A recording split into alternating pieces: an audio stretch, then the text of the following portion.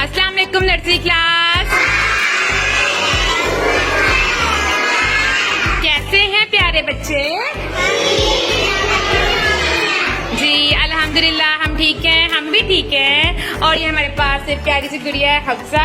ہم نے آپ کو حروف تہجی کا بتایا تھا نا. آج ہم نے حروف تہجی کے ساتھ نا اب ہم الف واو چھوٹی یہ اور بڑی یہ جو ہے نا ملا کے لکھنا سیکھ رہے ہیں. تو الف اور واو کا ہم نے سیکھ لیا. آج ہم نے چھوٹی یہ کا کرنا ہے، لیکن الف اور واو کا ہم نے کیسے سیکھا وہ ہم تھوڑی سی آپ کو بتاتے ہیں. ٹھیک ہے نرسری کلاس؟ اوکے چلے. بے کی چھوٹی شکل بنائیں، اس کے ساتھ الف کو ملائیں،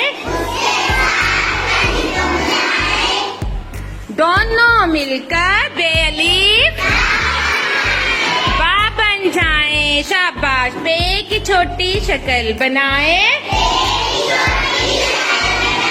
اس کے ساتھ الف کو ملائیں،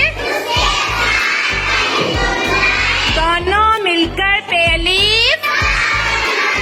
یس. پے کی چھوٹی شکل بنائیں، اس کے ساتھ الف کو ملائیں،